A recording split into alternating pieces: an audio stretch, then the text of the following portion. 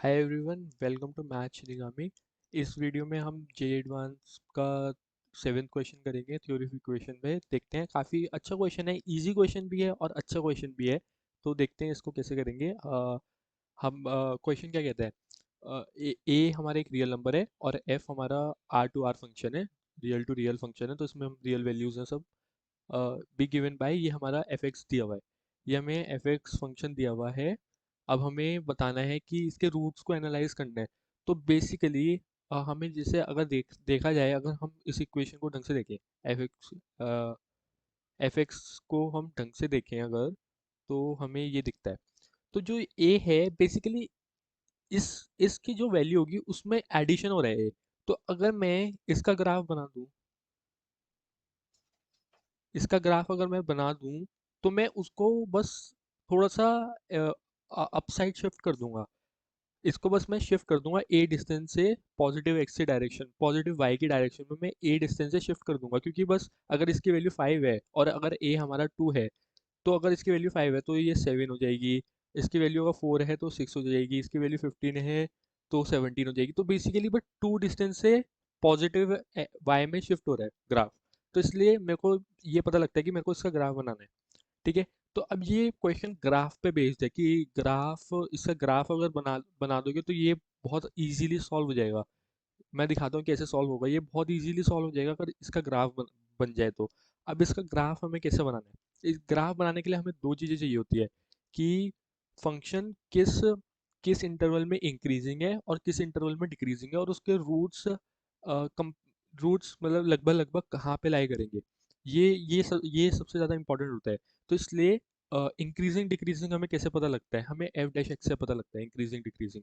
F dash x क्या होता है, D of F x D F x upon D x. मतलब कि मैं अगर डी एक्स को हल्का सा बढ़ाऊँ, अगर ये हमारा पॉजिटिव होता है तो इसका मतलब क्या है कि अगर मेरा डी एक्स को मैं पॉजिटिव किया, मतलब जो एक्स पहले यहाँ पे था और डी एक्स थोड़ा सा ऐड किया, मतलब कि थोड़ा सा डी एक्स को मैंने बढ़ाया और ये पॉजिटिव है, तो डी एफ एक्स भी पॉजिटिव है। मतलब ये डिफरेंस है एफ एक्स का, मतलब यहाँ पे जो एफ एक्स था और यहाँ पे जो एफ एक्स है, तो ये जो डिफरेंस है ये एफ एक्स है।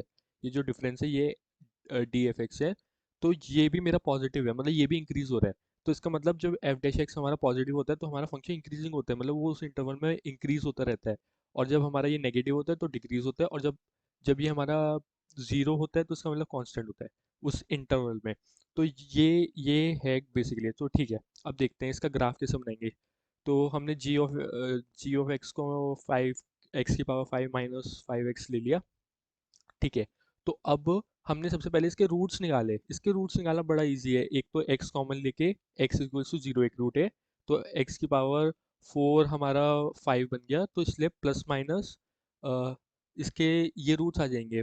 जैसे कि x⁴ इज इक्वल्स टू 5 है, तो मैं इसको इजीली कह सकता हूँ कि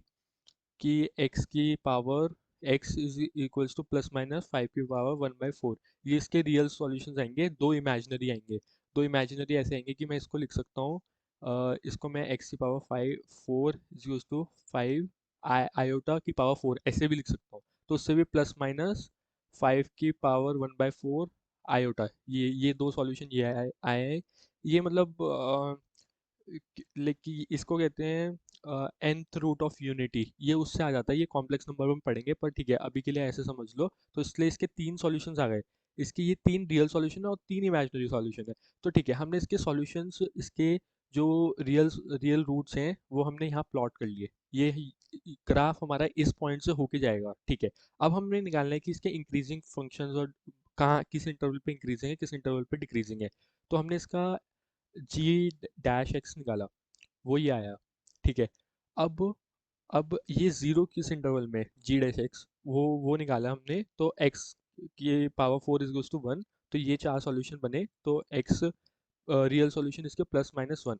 तो 1, ये 1 है, ये -1 है और ये 1 है। तो यहाँ पे हमारा ग्राफ जीरो होगा। ठीक है। ठीक है, तो हमें इसके पॉइंट्स भी मिल गए। अब फंक्शन अपनी डायरेक्शन चेंज जीरो पे करता है बेसिकली। जैसे कि हमारा -1 पे जीरो है और 1 पे ये है। ठीक है। तो अब मैं ये कहना चाह रहा हूँ कि अगर मान लो फंक्शन इस इंटरवल में 1 से लेकर इन्फिनिटी के इंटरवल में यहाँ पे अगर फंक्शन इंक्रीजिंग है, तो पूरा इंक्रीजिंग ही रहेगा इसमें। एक किसी भी एक पॉइंट पर अगर इंक्रीजिंग है तो इंक्रीजिंग रहेगा फंक्शन। ये कैसे?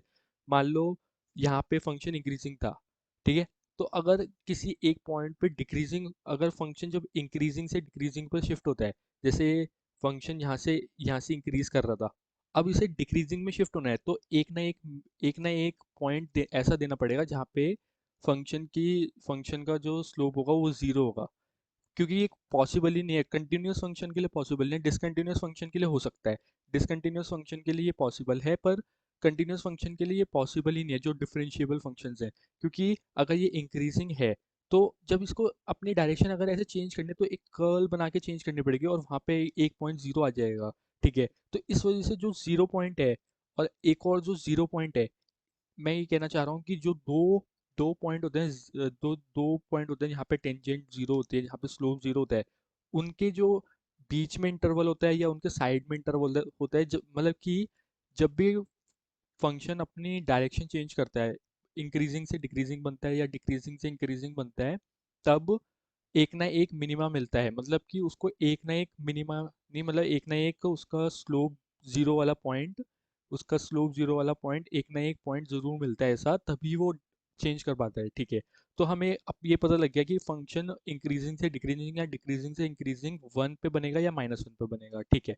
अब हमें अब हमें पता है कि एक्स की power five is also minus five x, इसकी पावर ऑड है।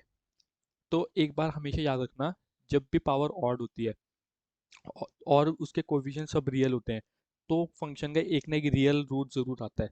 एक ना एक रियल रूट कैसे आएगा? हमें पता है कि अगर कोई भी एक इमेजिनरी रूट आता है तो वो कॉन्जुगेट पेयर में आते हैं।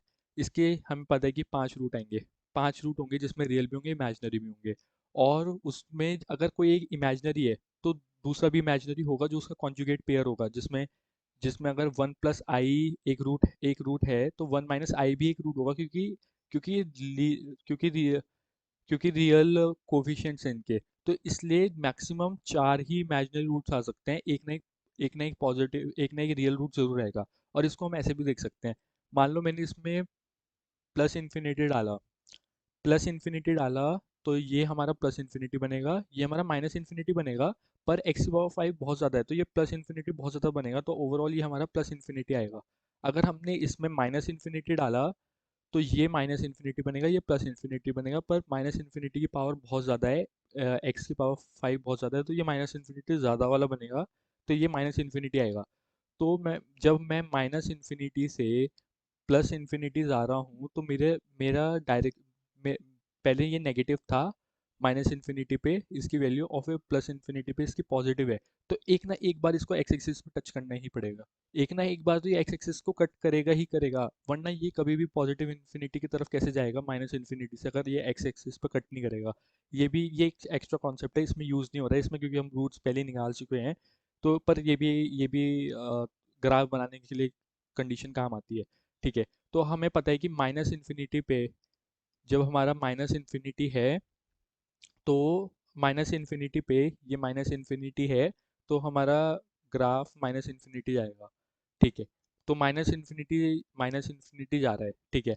अब उसको ये रूट तक जाना है, तो इसका मतलब कि माइनस इन्फिनिटी से वो वैल्यू बढ़ती रहेगी।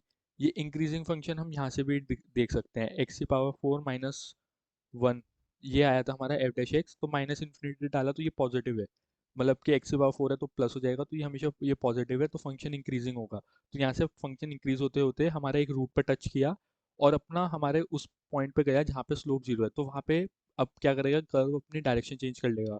तो यहाँ पे डायरेक्शन चेंज कर ली कर्व ने, और फिर अपने अगले रूट पे जो कि एक जीरो रूट है, उस पे कट किया, और फिर उसके बाद और नीचे गया, और वन पे अपनी डायरेक्शन चेंज कर ली, और फिर फाइव एक और जो रूट है उस पर कट करके अब बस इन्फिनिटी तक चला गया, क्योंकि इन्फिनिटी पे, पॉजिटिव इन्फिनिटी पे हमारा फंक्शन इन्फिनिटी है।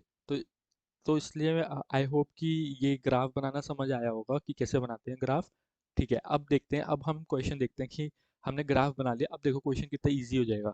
अब हमें क्या क्या रखा है, F fx has three real roots in a if a is greater than 4, ठीक है।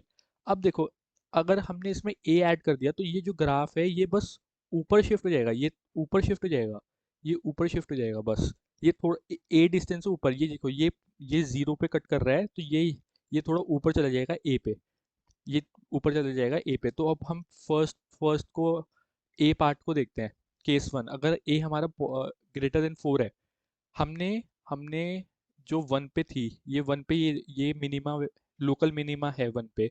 तो हमने जब ग्राफ में इसमें वन डाला तो हमारा आया -4, और जब हमने -1 डाला तो आया 4। ठीक है, तो ये पॉइंट्स बहुत इंपॉर्टेंट है। तो अब देखो, हमने जब इसको, अगर हमारा ए हमारा 4 से ज़्यादा हो गया, तो ये पॉइंट होगा, ये 4 से ज़्यादा पे ऊपर जाएगा। मतलब कि ये -4 है, तो ये जब ऊपर जाएगा तो ये वाला जो पॉइंट है, ये जो मिनिमम पॉइंट है, ये यहाँ पे आ जाएगा। तो इसलिए ये वाला मिनिमम पॉइंट यहाँ पे आ गया, देखो ये ऊपर आ जाएगा, क्योंकि ए हमारा 4 से बड़ा है। ये यहाँ पे था पॉइंट, जो कि ये -4 था, अब हमने इसमें ऐड ए कर दिया, तो फिर ये 4 से ऊपर चला जाएगा। तो ये एक्स एक्सिस पे कट नहीं करेगा, तो हमारा अब ये फंक्शन ऐसे बनेगा, हमें दिख रहा है बस एक ही रूट आएगा इसका, तो एक रूट आएगा। अगर हमारा -4 और 4 के बीच में है ए, ठीक है, तो जब ए हम ऐड करेंगे, अगर ए ऐड करेंगे इसमें, -4 में ए ऐड करेंगे, ए तो हमारा 4 से कम है, ए 4 से कम है हमारा, तो फिर इसलिए इसमें जैसे अगर ए हमारा 2 हो गया, ए 2 हो गया, तो ये -2 आएगा, तो ये समथिंग यहीं पे ही आएगा, तो ये यहीं पे आएगा। तो फिर हमारा ये ग्राफ ऐसे बनेगा, तो इसके 3 रूट्स मिलेंगे, इसके 3 रूट्स मिलेंगे। अगर हमने इसको -2 करा, हमने इसको अगर माइनस माइनस ए अगर हमारा -2 हो गया, तो हमारा ग्राफ कैसे बनेगा, तो ये पॉइंट और नीचे चला जाएगा। ये पॉइंट जो 4 था, ये यहाँ पे जो ये पॉइंट पहले 4 पे था, तो ये थोड़ा यहाँ पे आ जाएगा, तो ये ग्राफ ऐसे करके बन जाएगा। तो इस तब भी हमारे 3 रूट्स मिलेंगे, ये एक रेंज आ गई। ये जो ये जो पॉइंट्स हैं, ये जो डिस्टेंस है, ये रेंज है, ये 4 की और ये -4 की। तो ये ग्राफ बस उससे शिफ्ट होगा, तो उससे हमें देखना है कि रूट्स कितने बनेंगे। तो इसलिए इसके 3 रूट्स हैं, इसके 3 रूट्स बनेंगे। अगर ए हमारा लेस देन -4 हो जाएगा, तो ये केस वन की तरह ही है, बस थोड़ा ऑपोजिट है। तो -4 होगा, तो ये जो पॉइंट था, ये यहाँ पे जो पॉइंट था, ये -4 पे था, तो -4 से और नीचे चला जाएगा ये, क्योंकि -4 से कम है। जैसे -5 हो गया, तो ये -9 पे आ जाएगा पॉइंट यहाँ पे। और जो ये पॉइंट था, ये 4 पे था, ये 4 पे पॉइंट था। अब उसमें हमने जैसे मान लो -5 कर दिया, तो ये नीचे आ जाएगा -1, ये -1 हो गया जैसे। तो इसलिए ये वाला ग्राफ ऐसे मूव करेगा, तो ये भी एक पॉइंट पर कट करेगा, तो एक रूट मिलेगा हमें।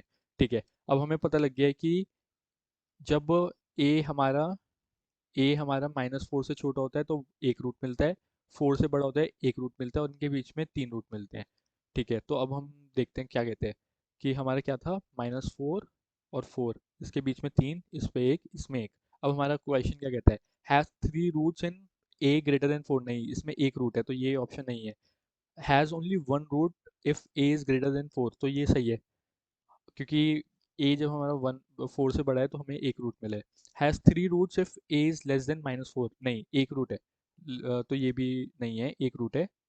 और has 3 roots if 3 real roots if a हमारा -4 और 4 के बीच है, तो ये भी ऑप्शन सही है। तो बी और डी सही है, ऑप्शन है। ठीक है, काफ़ी अच्छा क्वेश्चन था, इसको एक बार अच्छे से देख लेना। कोई भी दिक्कत आती है मेरे को कमेंट सेक्शन में पूछ लेना, अगर कुछ भी चीज़ समझ नहीं आ रही है, मैं फिर से एक्सप्लेन कर दूंगा। बहुत अच्छा क्वेश्चन है ये। ऐसे क्वेश्चन आते हैं, ग्राफ बनाने वाले क्वेश्चन आते हैं, और देखो ग्राफ बनाने से ऑप्शंस कितने ईजी हो गए एकदम। ग्राफ बनाने से हमें एकदम समझ आ गए कि रियल रूट्स कैसे हैं और कैसे नहीं है। तो इसलिए आई होप कि समझ आया होगा। चलो मिलते हैं अगले क्वेश्चन में। Thank you.